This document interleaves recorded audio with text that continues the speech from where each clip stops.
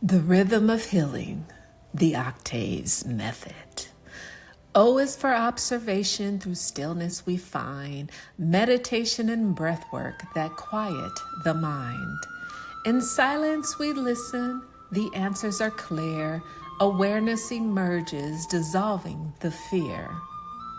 C is for compassion, for self and for all, embracing the good, the struggles, the fall.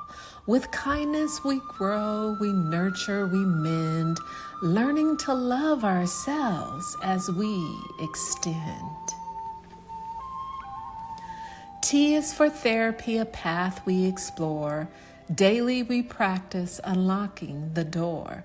From journaling to mindfulness, healing begins. Each step is a victory as peace settles in. A is for animals and laughter so bright, like children at a play, their joy taking flight. With playfulness and movement, we rediscover the way to heal through the fun that we often delay. V is for victuals, nourishing and pure, detoxifying the body and keeping us sure. We choose what we eat with intention and grace, fueling our journey at our own pace. E is for exercise, where movement is free. We stretch and we bend in sweet harmony. Flexibility grows with choices we make. In strength and in stillness, our bodies awake. S is for socialize, where self-growth begins. Others reflect our triggers and the places within. Through relationships, our true selves we find, growing and healing with each tie that binds. The OCTAVES Method, where all behavior makes sense. We just need to find the sense it presents. We just need to find the sense it presents. We just need to find the sense it presents.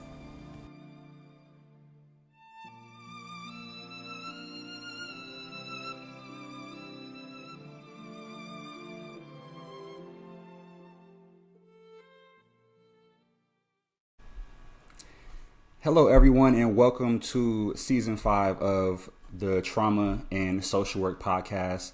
I am KJ Alexander here with my co-host, Tonya Octave, and today we have a lot of important information to dive into. But before we get started, I'm going to go ahead and let Tonya tell a little bit more about herself and what this podcast is about. Hi, everyone. My name is Tonya Octave, and we are going into Season 5 of Trauma and Social Work Podcasts, where we will be discussing and diving deep into my book called Heal the Mind, 7 Strategies Towards Mental Wellness, Happiness, and Success, Exploring Trauma, Mental Wellness, and Ways to Live a More Balanced Life. And before we begin, just a simple reminder that this podcast is for informational purposes only. It is not intended for medical, psychological, mental health, or legal advice. Although I'm a licensed professional, this is not a formal type of treatment. We may talk about things like hypnosis and meditation and things that we would do in a therapeutic, from a therapeutic perspective, but it's not a form of treatment. For individual questions about your wellness, your happiness, and your success, please seek out a professional. And if you are experiencing a mental health crisis, do call 911 or go to your nearest emergency room. Great, awesome. That was amazing. So with that being said, I want to make sure I tell the audience, if you haven't already, follow this page on Spotify, YouTube, and any other platforms we post episodes on. Make sure you subscribe to the channel so you don't miss any upcoming episodes in the future. And with that being said, let's go ahead and get started.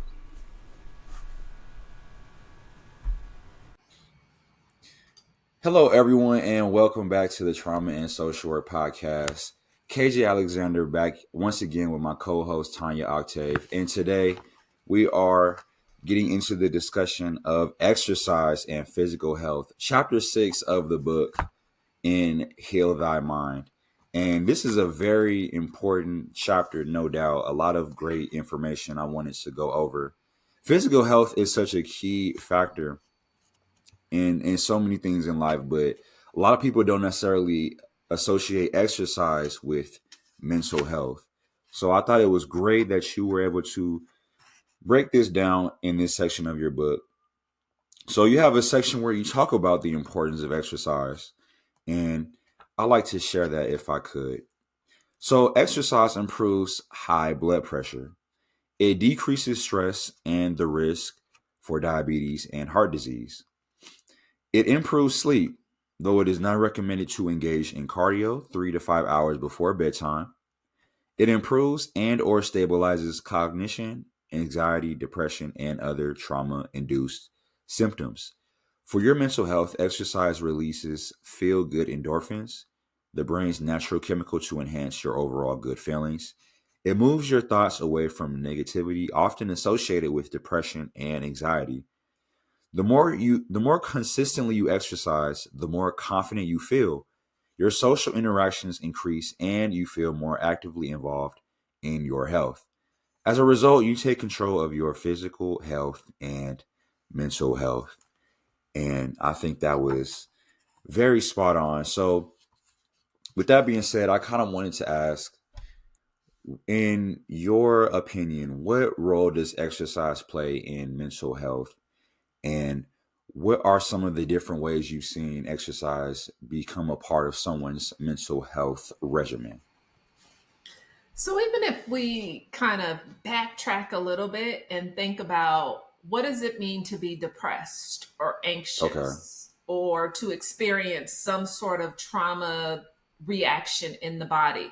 The body tells a story. It holds your life held experiences.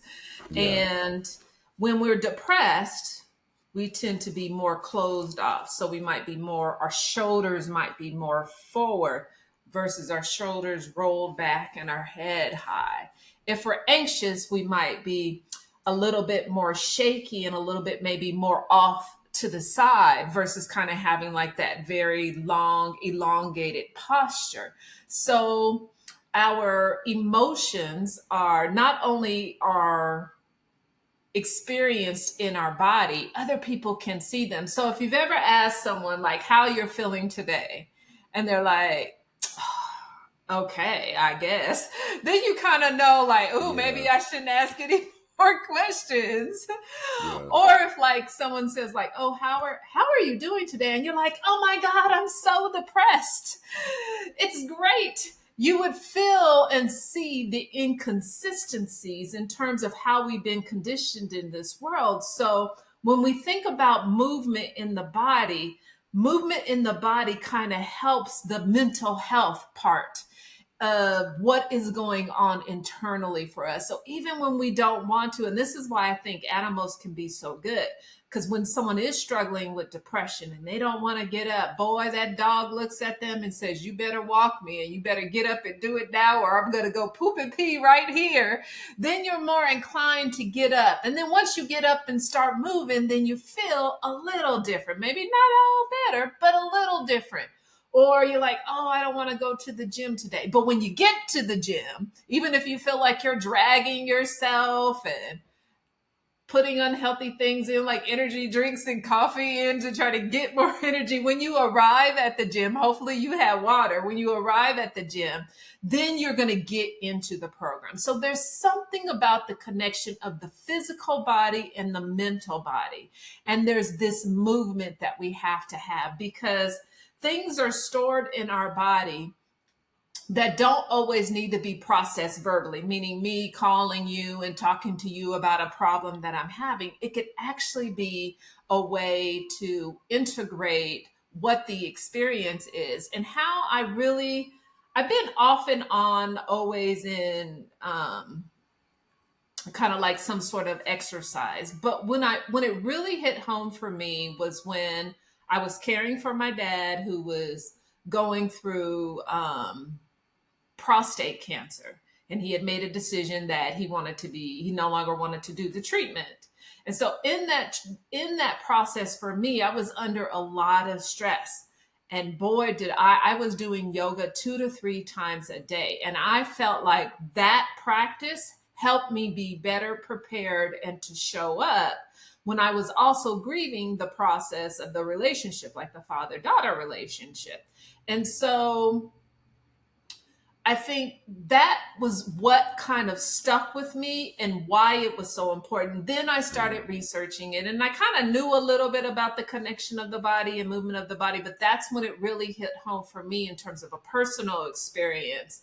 Before there was even verbal processing, especially for our children and teenagers, movement helps to release trauma in the body. So if you have a teenager or a child and they're going through something, have them do something so that they can get it out through their body. So if your child comes home and is late from home and now you have to remove the cell phone, they're going to have like this dramatic display.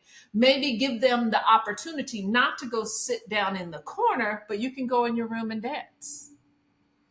You can go in your room and lift weights. You can give them an option of what they can do so that they can help self-regulate. If you're in a relationship and you have a boyfriend or girlfriend and you feel that there's some self-regulation, then it's like, hey, I think we need to talk, but let's go for a walk when we talk. You don't need to tell them. You just need to get the body moving with them so that they are also working through some of that and they're not giving you all of their trauma, all of their anxiety as well. One of the things that I think about that could be creative ways to move the body is like those shooting hoops. So like you could have conversations with people, you could talk about things, and you can go outside and get the vitamin D that you need, and then like maybe practice hoops, and like that's also great too. Or I remember with our kids when you guys were growing up, we would do Nerf guns, and so everybody would hide somewhere in the room and have a Nerf gun, and then they would be able to have like you can make movement of the body playful, especially as an adult, because that's what we lose. We lose the laughter, we lose the fun and the excitement. And we go from moving our bodies, maybe as kids, hopefully, and as teenagers. And as we get older, we slow down that movement. Just like we slow down laughter, those are things that are healing that we have to keep doing. In movement of the body, if like maybe you're older, or maybe there's some limitations, doing crafts. So I'm a knitter. So oftentimes I might be knitting because I'm going to be working on my hands. I'm working on my wrists. I'm working on my arms, my elbows, my shoulders. I'm making for sure my posture is good during those times. So those are things that you can do. So really, we should not limit our mind to say, well, I'm too tired. I'm too fatigued. I'm too fat. I'm too skinny. I haven't ate. We shouldn't really limit our mind. We should say, what can we do with what we have? Okay, so my knees hurt. What is something else I can do to move the body? It's raining outside. So maybe I can't go for a walk. So then what can I do? Oh, it's too hot outside. What can I do, in the heat? When you hear the word exercise yourself, KJ, what's the first thing that comes to mind for you? Yeah, so I would say for me personally, and exercise means something different to everybody. But when you say exercise, I tend to go towards more of the, heavy calisthenics, maybe even weightlifting side of things. But like you mentioned, exercise comes in many different forms. And exercise can be something as simple as playing a simple game of tag or of Nerf guns or basketball. So, and yeah, I think people who enjoy sports, it's very easy to convince people who enjoy sports to exercise because they're doing something they enjoy to do anyways.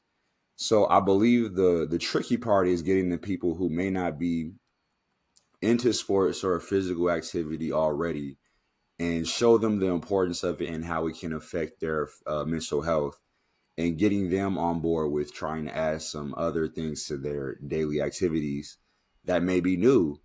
So you have low impact sports like pickleball, where it's kind of like tennis but you're not moving as much, or even something as a simple just walk around the corner could be very beneficial. So I think it's important for people to start small and start wherever they're at, and understand that exercise comes in many different forms, and find what works for them. hmm And I love that exercise comes in many different forms, and there's some sort of movement that you can do for you. Now, when we talk about our athletes, the mind can sometimes say, um, like I'll use my son who's a boxer. Like he loves boxing. That is his sport. And his body is now conditioned in those certain ways in terms of movement, building the muscles. What I would add to that, once you've kind of got down a routine and you're moving the body, because we want to work with the left and the right side of the brain, is that now you become creative. Your body, your muscles, your mind has already kind of assimilated this particular movement. Now, what is it like to take a ballet class? Mm. What is it like to do a slower movement instead of like a quick movement? Although sometimes they'll, in terms of a practice with boxing, they'll do some slower movements too. But how can you expand the creativity? I mean, I've read reports of NFL players who take yoga classes in terms of stretching those muscles. So it's one thing to build muscles, but also to use them and stretch them out could also be helpful for individuals. So once you start moving, like start where you are, start moving, however that is, keep moving. Like don't get to a place where you're not moving, and then maybe increase that, and then maybe change. Because one of the things that I talk about in the book is I change my exercise routine with the seasons. And so when it's hot, there are particular things like I tend to be more outdoors. I tend to be more in the water, those type of things. When it's winter, I might be more in an enclosed area. Or I might go on more hikes that might be of a higher altitude because my lung capacity enjoys it. It really likes taking those really deep breaths. And so, like, how can you kind of constantly move with the seasons? Because the nature is really where the key is. Um, I'm curious, like, how you have you ever noticed how your body feels after you move? Maybe like after a run or playing basketball. I don't know if you dance in the house or anything like that, but that's another thing to do inside. Yeah, absolutely. No, me personally, not too much dancing these days, but definitely exercise for sure. And I think it's very interesting also that, you know, the way we exercise changes during, you know, different stages of life, and even as we deal with certain injuries and things like that, we want to find new ways to stay active. And it reminds me of in the story of a book I'm reading, Kobe Bryant's book, The Mamba Mentality. He talks about how when he suffered his injury with his Achilles heel, he actually started taking tap dancing classes to Mm. still be able to get that footwork and muscle memory down without putting too much stress on, you know, his ankle or whatever the case may be. So I think it's important to stay creative and understand, like, some people wouldn't expect, you know, tap dancing to be an exercise, but it's actually very, very, very physically demanding. So, and you have other examples of things like that people could do. So, yeah, I think it's important for people to find what works for them and understand that they don't have to do. You know, it doesn't take a whole lot of physical exercise to really get that mood change and get the body going. So, I wonder if you can kind of speak on. You touched on it briefly in the book, but kind of speak on the importance of, you know, sweating and what happens when we sweat and how that the body uses sweat to kind of release certain toxins that may be within us. So when we're younger, we sweat. We sweat as kids and we sweat as young adults. But as we get older, with the lack of movement, we tend to sweat less and we tend to stay more inside than go outside in the heat. Um, Unless we live in an area that's more humid and then we don't have choices. But sweating is the way that the body detoxifies. So it detoxifies in four ways: through breath, through urine, through poop, and through sweat. And so you always want to keep your sweat, you always want to keep the ability of your body to sweat, that channel, you want to keep that open. And so, like, there's a couple of things. If you're doing it in terms of building energy, it's hopefully happening natural as you're moving the body and you're working up a sweat. But you're probably not like dripping sweat, which I think would be the recommendation if you were dealing with a health issue. So if you're dealing with a health issue, you have to kind of be a little bit more intense in terms of your sweat. And one of the good things is that you can do is you can do a sauna, you can do a heated sauna, you can do an infrared sauna, you can do a sweat sauna. They're relatively cheap. You can go from cheap to expensive, from travel to home places. So there's really no kind of excuse that people can use. I have a variety of them. And then when I travel, I bring a portable one too that I just sit in. And so the sweating is helping the detoxification. It's also helping the endocrine system in terms of detoxing from those excess hormones in the body that when we have them in the body, that causes like a train effect for other hormones. So it can help even regulate our hormonal process, both for men and for women. So sweating is essential. If you're not getting it on your own, then it is ideal to try to be able to tolerate it. And one of the things that I was thinking about this today when I was doing a practice, which was a breathwork practice, I was thinking about rappers.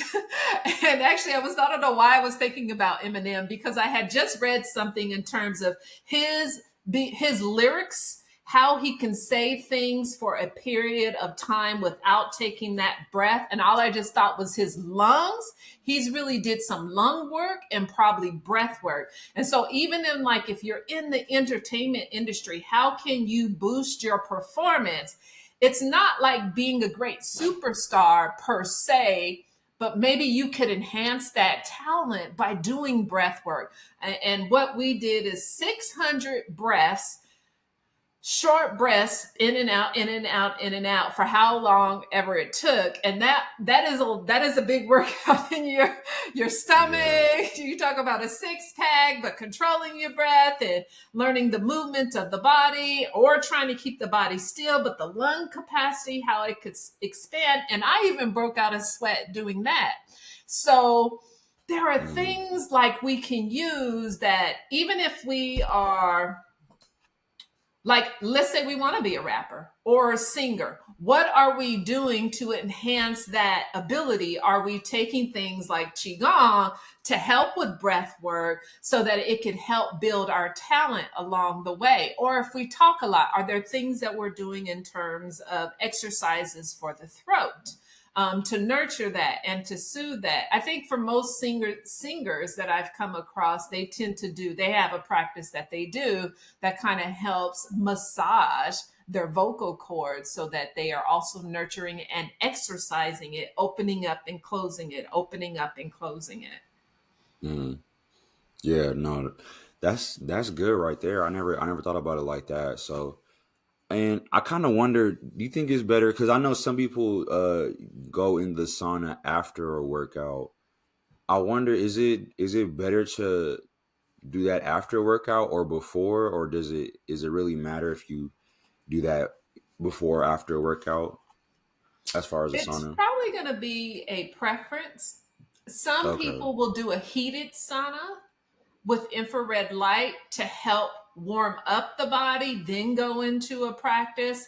Some people might do a wet sauna, so after they've exercised, as a cooling off period to get out, so that they can have that excess sweating happen within the body. In the health community, I don't think that there's a difference. It's just in terms of what is the benefit that you're trying to get at that particular time.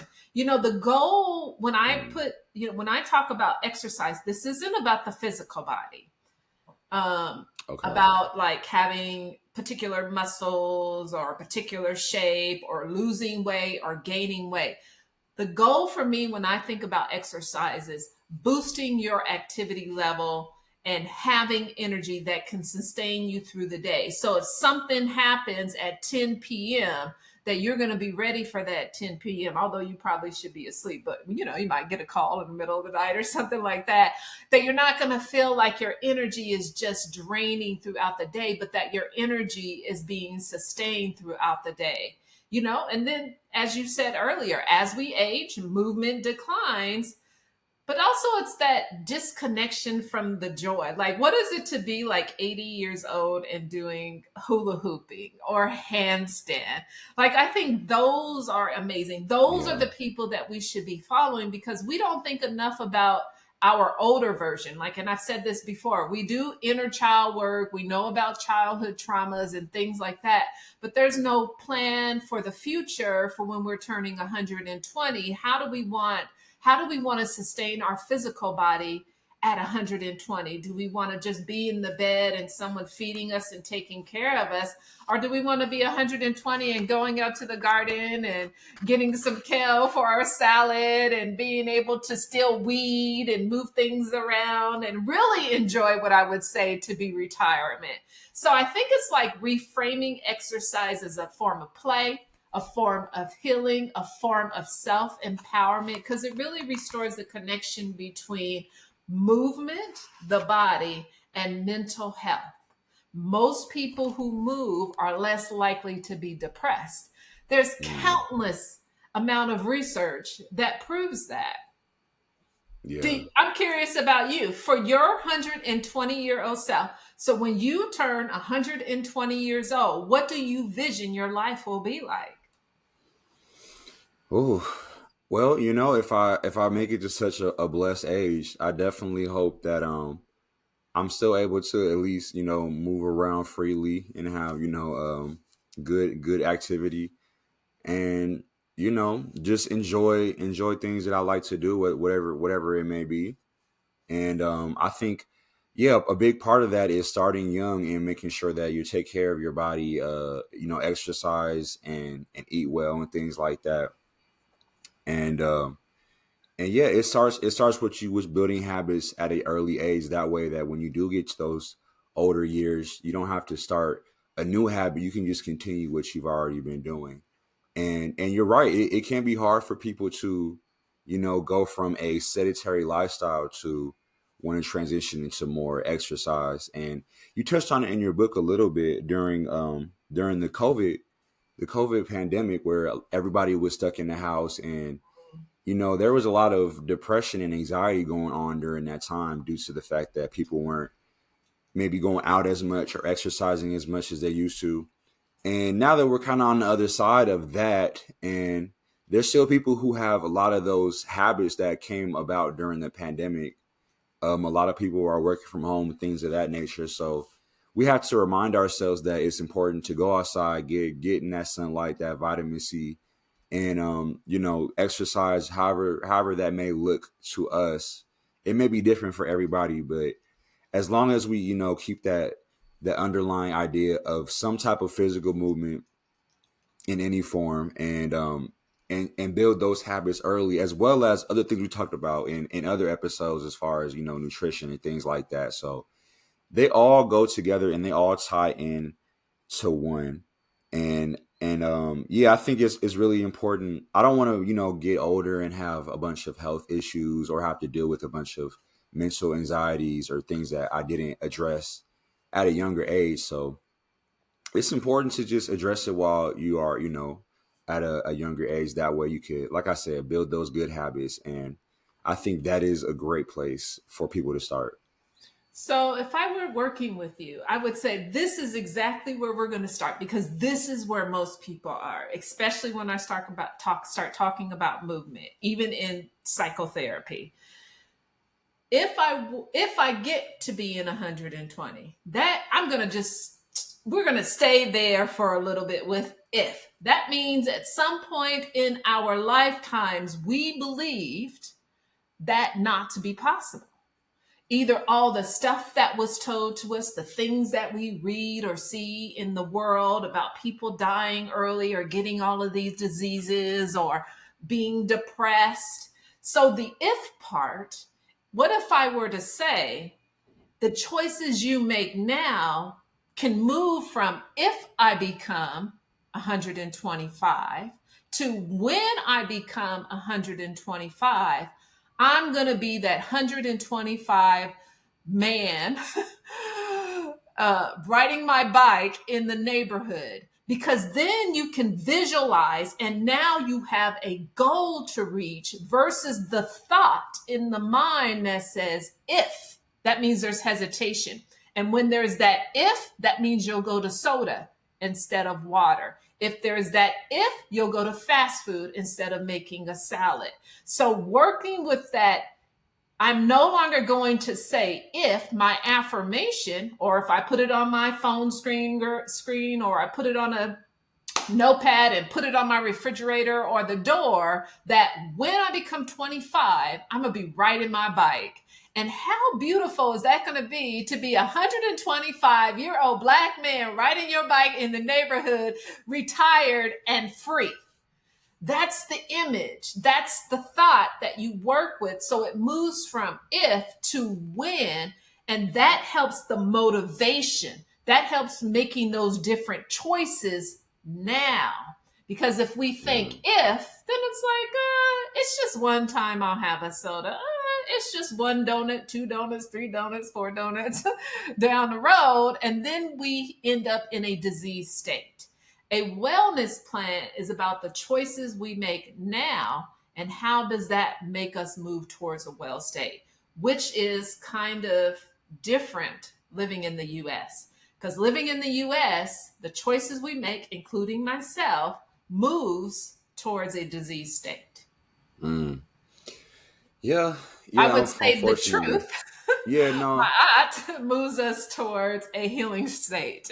Yeah, absolutely. And I think that is one of the main goals with this podcast and others like it, is to bring more awareness to these things, because awareness is so important. I mean, a lot of people don't have these conversations in their own household or in other social circles. So when they hear people like us talk about it, it definitely helps shed a new light to it and hopefully convince other people to start to want to make those changes.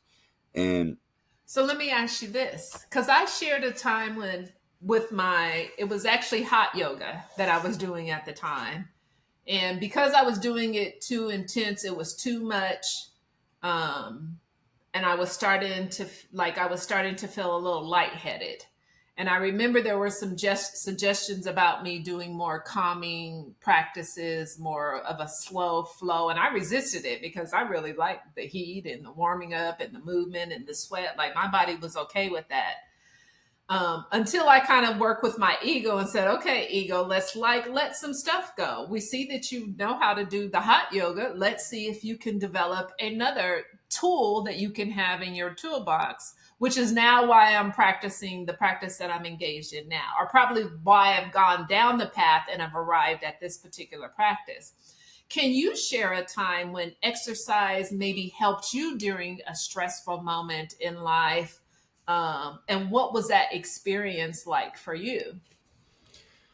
Yeah, absolutely. I mean, I've always, had exercise be a part of, my life in some form.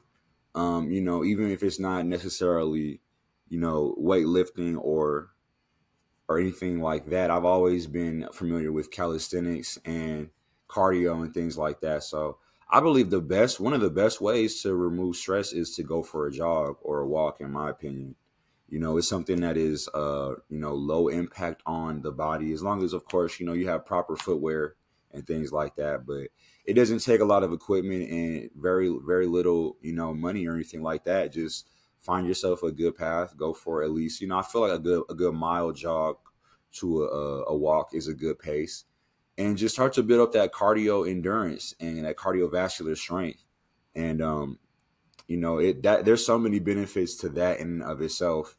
And then you can also, I started adding other things as well, as far as calisthenics, push-ups, sit-ups, certain workouts that are good for core strength and things like that. But, at the bare minimum, I feel like cardio is something that anybody could do. I mean, as long as you have the ability to walk or run, that's a good place to start right there. And, you get a lot of benefits from it. that people don't really realize. Like you mentioned before, with the benefits of sweating and releasing those toxins, and it's just a good way to get the build up a sweat and that cardiovascular strength, and also get outside and get some sunlight, which is something that some people lack from time to time in today's society. So that's what I would say to that. So maybe when you're stressed, that could be a little or a lot. You could go for a jog, a walk, maybe even a run, depending on that. When you return back, do you feel that there are changes that you notice in your stress level? Like, are you more stressed? Are you about the same? Are you less stressed? Yeah, I would say definitely less stress and more energized. And for some reason, I know this is kind of counterintuitive, but the more you exercise, actually, the more energy you have. Mhm. And people sometimes think that, oh, when I exercise, I get tired and now I actually have less energy. But you actually build up more energy when you exercise and you're actually less tired. And I can't really explain why that is, but I'm sure there's a good reason for that. It's the breath. Okay. You Yeah. are working and circulating the blood, but your breath. So now you're speeding the breath up, you're slowing it down, you're speeding it up, you're slowing it down. You're going into fight and flight. You're going into rest and digest. Parasympathetic, sympathetic, nervous system activation, deceleration of the nervous system. Your breath controls that core part of how we are emotionally regulating our emotions in the world. And so when you're running, it's like you're getting it out, because your heart is beating faster, you're breathing more, you're breathing more. Then when you come home and relax, you're taking longer deep breaths, hopefully longer deep breaths to Yeah. get you into that relaxed state. Then you're also releasing hormones in terms of that process. So that's all contributing to the overall well-being, but it's the breath work that adds to that. You're also circulating the blood, so it's going through the body, going to the heart, going to the brain, going through the body. It's going through all of the channels, which is also helping as well. Yeah. No, that makes total sense. Absolutely. Okay. Yeah. I never thought about it like that. Mhm. Okay. So, okay. And then last little quick thing I wanted to ask, you talk about the changing with the season, and as the seasons start to turn around, as we are right into summer, getting into summertime, how would you recommend people look at their exercise regimen, and why should it change with the seasons, and why does that matter so much? Well, I think it's about aligning with nature. And it's Okay. also giving flexibility and fluidity towards the mind and the body so that we don't get stuck in that one pattern, like boxing, which is a particular form that you're developing, or like you gave the example with Kobe Bryant. Basketball, but when there was an injury, how he engaged in tap dancing to still have strength, right? And most people will consider him an exceptional athlete in our time. And so, like, how can you mix it up? You can remember because of the seasons. You can align yourself with the seasons. Now, everybody doesn't live in 4 seasons. Some people only get 2 seasons. Some people only have 1 season. But the idea is to go with the flow of nature. And the seasons is a reminder, oh, maybe I should change. Maybe I should mix something up. But also, like when it's hot outside, you want to be outside, maybe not all day because it might be overexposure, but for a period of time, so that maybe if it's hot during hotter climates, that maybe your exercise is earlier in the morning or later in the evening, so you don't become too dehydrated in that process. When it's Yeah. cold, like snowing, I mean, even in the snow, there's some, I mean, like shoveling snow is like one of the greatest workouts because Yeah. it wakes all kinds of muscles. And if you think about it as exercise versus a chore, what does it do for your mind? I have to go shovel the snow versus I get to go shovel the snow as a part of my exercise. Boy, let me really get into it. Let me move Mhm. my shoulders. Let me make sure I have good rotation. Let me open up my lung capacity.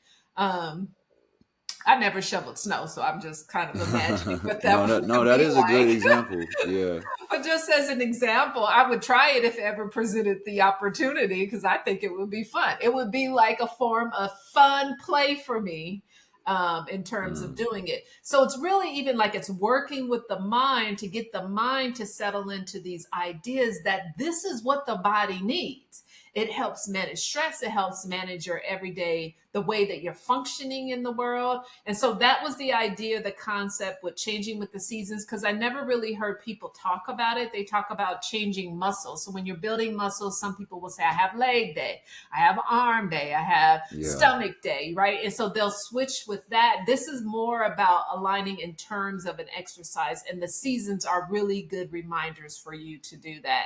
So, and then I give some suggestions in the books in terms of different of the 4 seasons. What are things that you can do? But the idea really is to mix it up and have a variety of options, which is why now I have decided to go on this year-long adventure doing these 2 practices called Kemetic Qigong and Kemetic Yoga.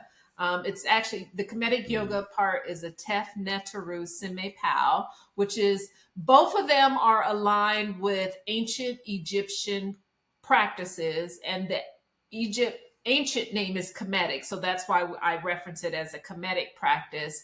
And so part of it is studying, part of it is research, a lot of it is breath work, because ancient Egyptians knew how important breath work was for spiritual development, but also for keeping the mind and the body healthy. Right? Like there's all those 3 things that we have to have in terms of integrated: the body, the mind, and the spirit. And then we'll see. So if you're interested into this practice, I'm going to be sharing my experiences over the course of the year. So this is being recorded in around July of 2025. And so you can look on the YouTube video to see what this practice is all about, and also my journey through the practice as I get to know thyself, and which is really the goal, to have these practices, which is an ancient Egyptian proverb as well. Awesome. Yeah, absolutely. Sounds Don't worry, very I'm exciting. teaching you some stuff. Oh, absolutely. Looking forward to it. Sounds exciting. All right. Well, that was a lot of information we just shared today. Hopefully people were able to soak up that information and start to apply some of these concepts to their own life. And I think that is a good place for us to wrap up for today. Okay. Before we close out, any information you want to leave the audience with? Just if you're interested in knowing more about my journey through the Qigong, the Kemetic Qigong, and the Kemetic Egyptian yoga, also the Tef Netaru Sime Pao, just follow it on YouTube. And then if you have questions about your own health in terms of how to get exercise in your life, how to move your body, how to work with the mind. I'm also a wellness coach and specialize in working with the physical body to heal and to detoxify. So you can reach out for a free 15-minute consultation to see if I'm a good fit. Awesome. Awesome. Sounds good. A lot of good stuff in this episode, guys. I hope everyone appreciated it. Thank you guys so much for tuning in. And with that being said, that's all the time we have for today. Until next time, everybody, be safe, be healthy, and goodbye. Thank you. Wraps up another episode. I hope today's discussion provided clarity and tools you can use in your daily life. If you're ready to take the next step in the healing journey, I'd love to connect. Head over to my website to schedule a free 15-minute consultation. It is a great opportunity to ask questions and see how we can work together. And while you're there, download my complimentary workbook designed to help you reflect, grow, and move towards mental wellness, happiness, and success. Thanks for listening, and I will see you next time.